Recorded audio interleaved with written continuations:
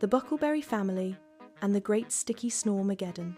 Deep inside the whispering pines forest, where the flowers glow like nightlights and the squirrels wear tiny sunglasses, something very loud was happening. Snore! Snore a few. The ground was shaking, the birds were bouncing on the branches, and even the ladybugs were covering their ears. It wasn't a thunderstorm and it wasn't a giant. It was Papa Buckleberry, the deer with the biggest antlers and the loudest snore in the whole world. Little Dottie Buckleberry, a tiny fawn with white spots that looked like spilled milk, was trying to sleep, but her bed was vibrating.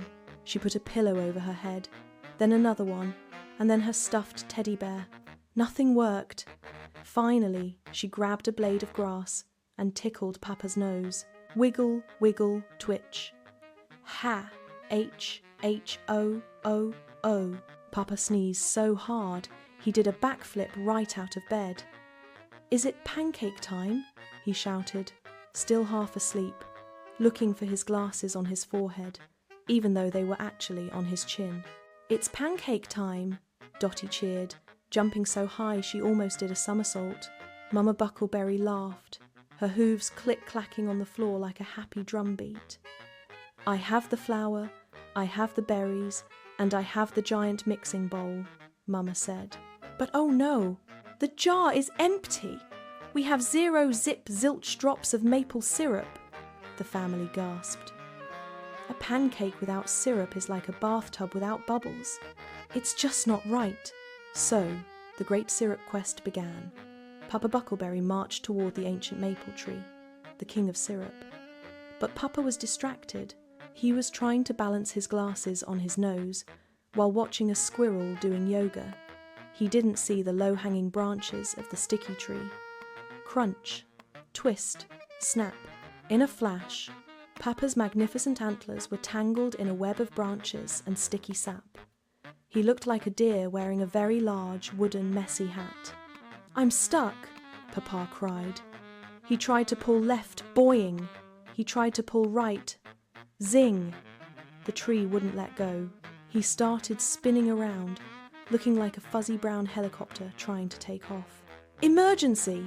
This is a syrup emergency, Dottie shouted. She ran to her secret trunk and pulled out her Super Dottie cape, which was actually Mama's favourite red picnic blanket. She zoomed toward the tree, making engine noises. Vroom vroom beep beep. Mama Buckleberry arrived and tried to pull Papa's tail, while Dottie pushed his tummy. They pulled and pushed and pulled, but Papa was stuck tight.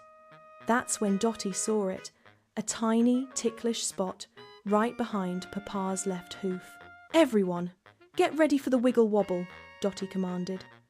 She used her softest fur to tickle Papa's secret spot. Tickle, tickle, tickle. Papa's face turned bright red. He tried to hold it in, but he couldn't. Tee-hee, ha, ha, ha. O-H-O-H-O-A-A-A. Papa started laughing so hard that his whole body turned into a giant vibrating marshmallow. The laughter shook the tree, the sap got slippery, and pop! Papa launched out of the branches like a cork from a bottle. He soared through the air, his cape, ears, flapping in the wind, and landed splat, right into a giant soft pile of purple moss. He wasn't hurt, but he did have a yellow flower stuck in his ear. I got it! Dottie yelled, holding up the bucket. In all the wiggling, the bucket had filled up with the golden sweet syrup. Back at the cozy Buckleberry cottage, the smell of warm pancakes filled the air. They sat together, drizzling the sweet gold over their tall stack of cakes. Papa finally found his glasses. They were in the syrup bucket. Mama sang a happy syrup song, and Super Dottie decided that saving breakfast was the most important job in the world. And that night, when Papa started to snore again, Dottie just smiled.